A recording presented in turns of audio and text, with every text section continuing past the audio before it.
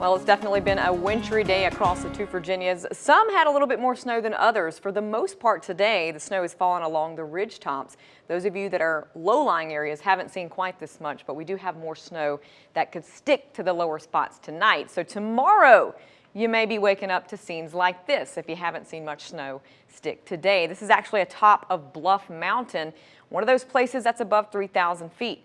Patty Daniels sent this in from the Spanish-Berg-Beeson area of Mercer County. That's where Bluff Mountain is. Her grandniece is playing in the snow, having a heck of a snow day out there. That's Bella the dog, by the way, joining them. Thanks, Patty, for sending in those awesome pictures. I know there's kids probably in Bluefield and Princeton there at the lower spots going, we didn't get that. This is what it looks like outside. Route 460, mile marker 16 right now.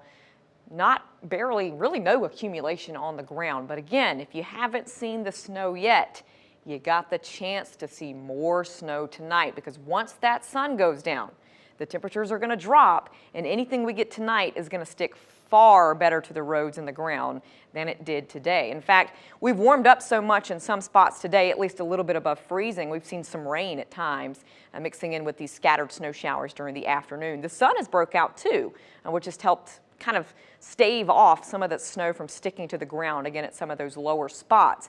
But we're worried about those lower elevations tonight getting that accumulation. Winter weather advisories have been out for a while, and they will continue into tomorrow for western Greenbrier, Summers, Mercer, and Tazewell counties. But McDowell and Buchanan counties have now been added to the advisory for the snow that is expected to come in overnight tonight. I do think we'll get a little bit of a break in the action around 10 o'clock tonight, and then the snow really starts to pick up after midnight through the early morning hours of Saturday. If you are on the roads, I know a lot of people aren't during that time, which is good news. But if you are, very slick conditions will be possible, and we're still going to stay pretty breezy, which could make for blowing snow and occasional low visibility. So again, don't let it fool you. If you haven't seen much today, you have the chance to see a little bit more of those hazardous road conditions at the lower areas tonight. So let's take a look at Futurecast. Right now, again, most of us in the 20s and 30s, we're seeing some snow mixing with rain as we head into the night. Again, here's that break around 10, 11 o'clock. But once we get past midnight, that snow really gets going again across our western-facing slopes. And these dark colors definitely tell me that we're going to have some squalls that will cover a roadway quickly. Look at the temperatures well below freezing by that time in the 20s. Eventually, the snow starts to wind down through tomorrow morning.